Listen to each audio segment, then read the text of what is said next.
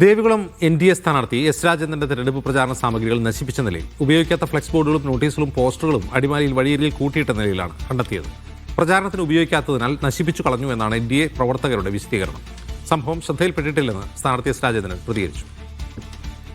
മുഹമ്മദ് ആഷിഖ് വിവരങ്ങളുമായി തൊടുപുഴയിൽ നിന്ന്. ആഷിഖ്, ഒരുപാടുണ്ടോ സാമഗ്രികൾ?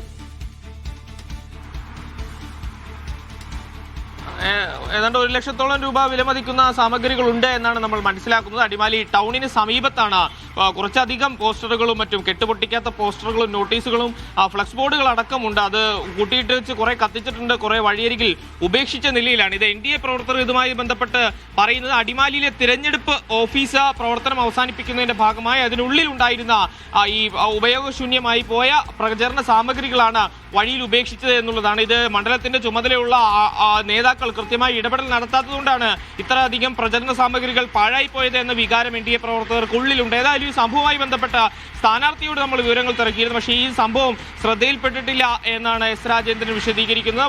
വളരെയധികം ധാരാളം പ്രചരണ സാമഗ്രികൾ നഷ്ടപ്പെട്ടു പോയിട്ടുണ്ട്, ഉപയോഗിക്കാതെ വഴിയിൽ ഉപേക്ഷിച്ച നിലയിൽ കണ്ടെത്തിയിരിക്കുന്ന സാഹചര്യം ഉണ്ട്. ഇടുക്കി ജില്ലയിൽ ഒരു ത്രികോണ മത്സരം നടക്കുന്ന ഏക മണ്ഡലമാണ് ദേവികുളം എന്ന് പറയാം. BJP എസ് രാജേന്ദ്രൻ, മുൻ CPM MLA ആയിരുന്ന എസ് രാജേന്ദ്രൻ BJPയുടെ ഭാഗമായി മത്സരിക്കുന്ന അദ്ദേഹത്തിന്റെ മത്സരം തന്നെ വലിയ രാഷ്ട്രീയ പ്രാധാന്യം ഉണ്ടാക്കിയിട്ടുണ്ടായിരുന്നു. ഏതായാലും ഈ NDA പ്രവർത്തകർക്കുള്ളിൽ തന്നെ, അടിമാലിയിലെ NDA പ്രവർത്തകർക്കുള്ളിൽ തന്നെ വലിയ അമർഷം ഈ പ്രചരണ സാമഗ്രികൾ അനാവശ്യമായി പാഴാക്കിയതിന്റെ പേരിൽ ഉണ്ട് എന്നുള്ളതാണ്. ഒരുപക്ഷെ ജില്ലാ നേതൃത്വം അടക്കം ഈ സംഭവത്തിൽ വിശദീകരണം തേടാനുള്ള സാധ്യതയും ഈ ഘട്ടത്തിൽ ഉണ്ട്. അജിം സാർ.